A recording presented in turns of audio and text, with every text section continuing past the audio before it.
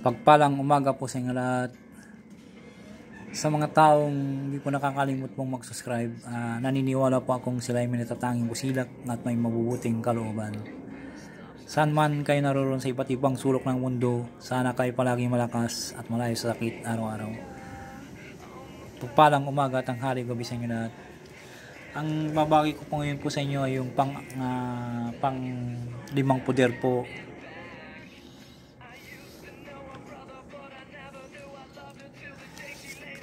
Panglimang puder po. Napaka-importante po na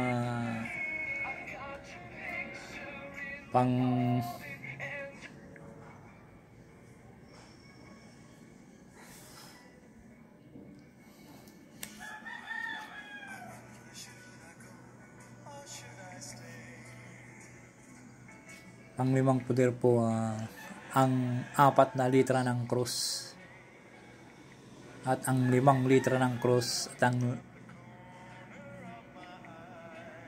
5 litra ng pahalang sa krus. Ito po yung pang-5 puder po ito. Magagamit po ito. Kung ipagduntong-duntong nyo po itong lahat po ay napakabisa po ito na usalan nyo lamang po at ibuga po niya sa tubig at igamot nyo po sa pasyente nyo po o may sinapian po. Pwede rin po itong palinis sa buong bahay. Ibuga nyo lamang po sa isang timbang tubig, tapos iwisik nyo po sa loob ng bahay. Ilalayas po, tatakbo yung masasamang espiritu at mga tikbalang lahat po, maligno na paggagamit nyo po. Pangkon po ito. Ang 4 na litra ng krus po ay, yung una po ay si krus, pangalawa po is sancti, tapos yung pang-4 po P patris, at yung pang-4 po benedicti. Ang 5 litra ng krus po ay si krus, si socra, tapos 3 sit, 4 im mihi, 5 il lux. Ang 5 litra ng pahalang sa krus po, number 1 po in nun, number 2 D Draco, number 3 sit, at number 4 mihi, tapos yung 5 D dox. Screenshot nyo po,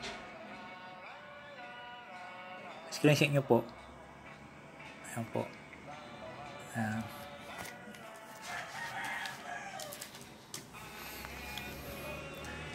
Tapos yung pong kadugtong po, ang 14 na litra po na palibot sa krus ng krus.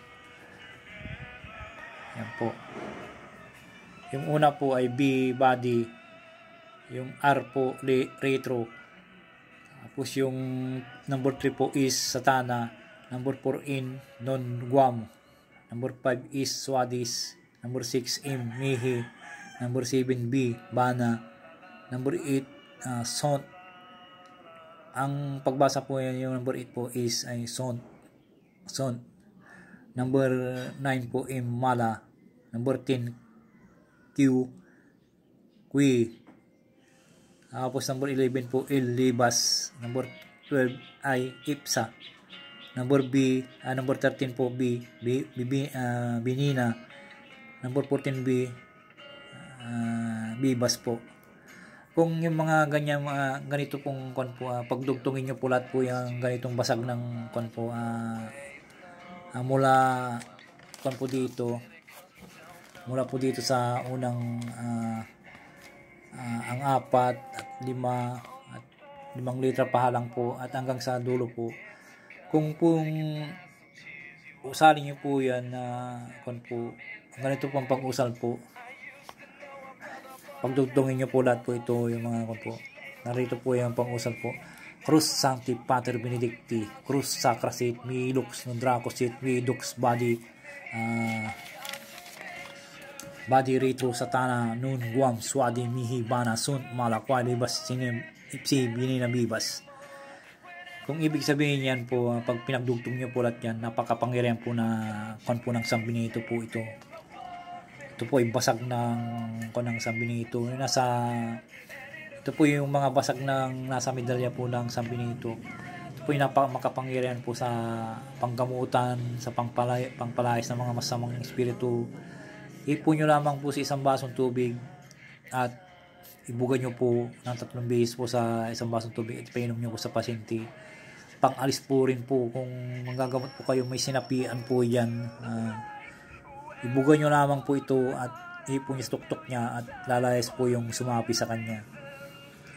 Sumaping masamang espiritu o maligno po, mangkukulam po. Ito ay makapangyarihan po ng konang Sanbenito, litra basag. Kung usalin nyo po yan ay ang pag-usal po ay Cruz Sancti Pater Benedicti, Cruz Sacra Sit Milux, non Draco Sit Midux, Body Retro Satana, non Guam, Suade Mihibana, Sun Malakway Libas, Ipse Binina Bibas. Yan pong kahulugan po yan.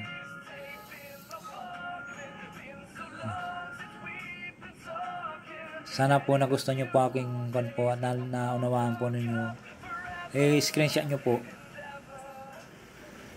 Kung di nyo po maintindihan po aking video po, ulitin nyo lamang po at maunawaan po ninyo ang ibig kong sabihin. Ito po ay napakabisa pong panggamutan, pampaalis ng mga masamang espiritu, maligno, lahat po ng mga bagay-bagay. Magagamit nyo rin po itong pampalayas ng pang-blessing po sa bahay po, pampalayas ng masamang espiritu sa buong bahay po, kapaligiran po, lahat mo na nasa kalooban po yung mga bahay sa buong sakop po ninyo, lalayas po yung masamang espiritu. Maraming salamat po.